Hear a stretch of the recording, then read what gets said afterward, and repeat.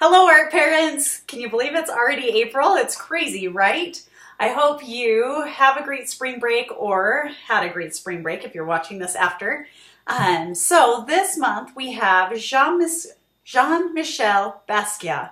And Jean-Michel Basquiat is also a tragic art figure. I wasn't really thinking when I put him and Vincent van Gogh together, which is unfortunate. But even though he had an even shorter life than Vincent van Gogh, it was a little bit happier, I would say, overall. He did enjoy meteoric fame. I mean, he was discovered, and within a couple of years, man, he was on top, which actually is what they think led to his drug usage, is that he wasn't really able to handle that much fame and publicity. And keep in mind, life is so different in the 1980s versus the 1880s, right? So kind of an interesting parallel, and something, if you want to maybe talk to the older kids about. I don't think it's bad to give them cautionary tales, but maybe, you know, not too much into the details. So Jean-Michel Basquiat. Born in 1960 in Brooklyn, New York. His dad was a Haitian immigrant. His mom was Puerto Rican. From an early age, his parents saw and encouraged his artistic ability. They were kind of a upper middle class family. He was put into several different schools. He had a hard time in the school system, flunked out of a couple private schools, you know, got into fights, had issues. Let's see, I think by the age of 15, 15 is when he ran away from home and kind of lived on the streets in New York. He sold handmade postcards and t-shirts for income, but like clearly a genius, and clearly a genius in many regards. Super, super intelligent. Apparently, I mean, well, you can see tons of interviews with him on YouTube, but just a really smart guy, really interesting guy.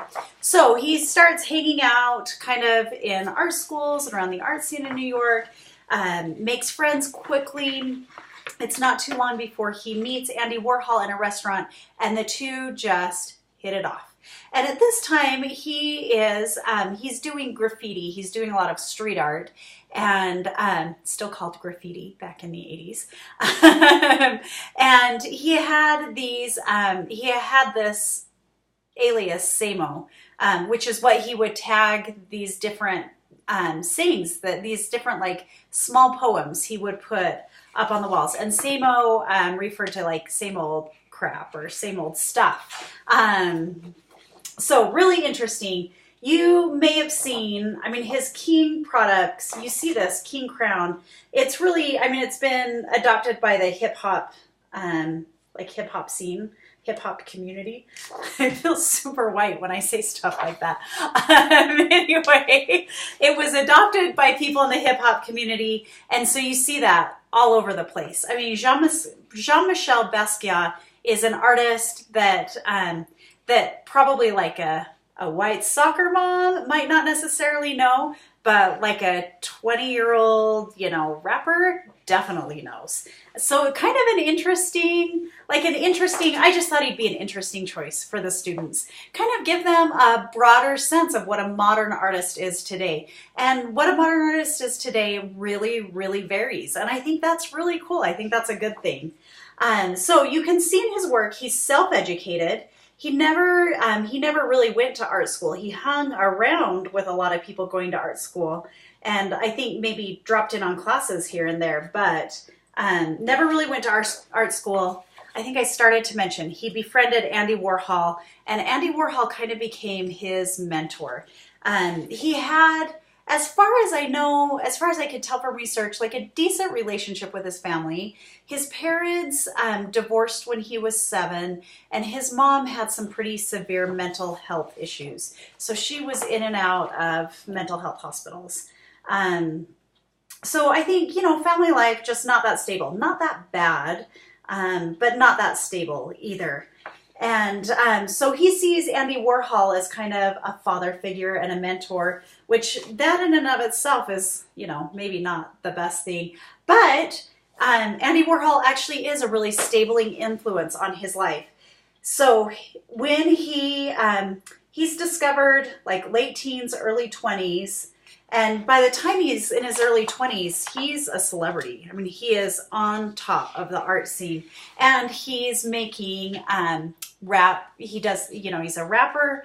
He is working with clothing lines. He's all over the place, and basically just can't handle the fame, can't handle the money. And there's some interviews with his girlfriend at the time where she said, we just didn't know what to do with all of the money and the attention.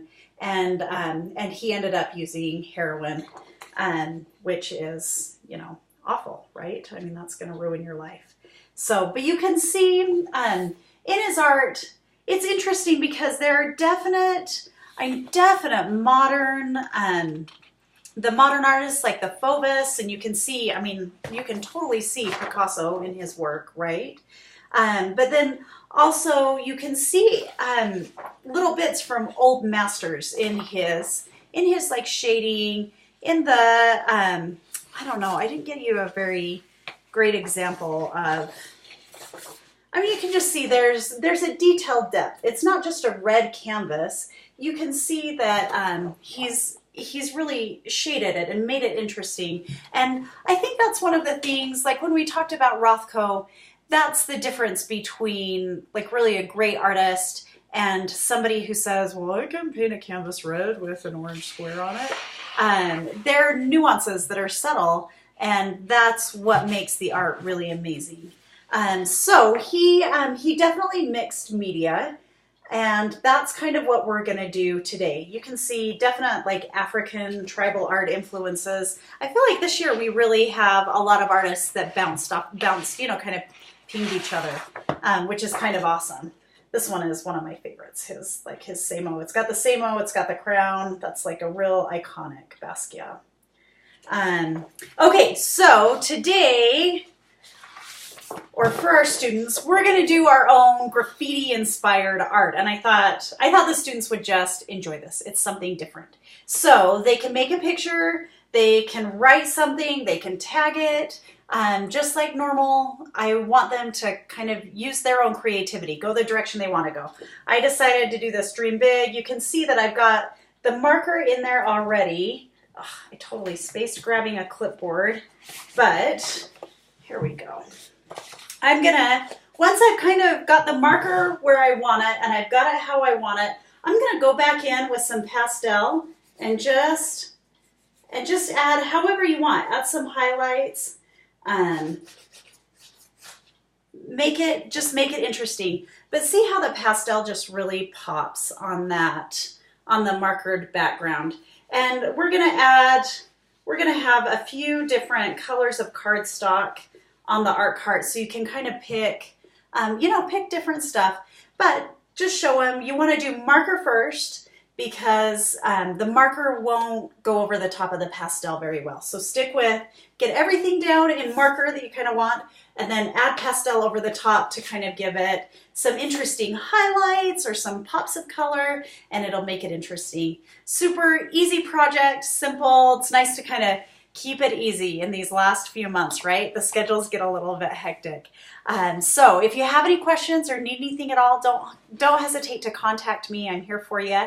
And I hope you have a great time. Jean-Michel Basquiat, really interesting artist. Sad life, unfortunately, but super impressive artist, and definitely somebody that we see his influence on artists today. And granted, I mean, he died, I want to say like early 90s. Should have pulled up the paper, but you can look it up on the email.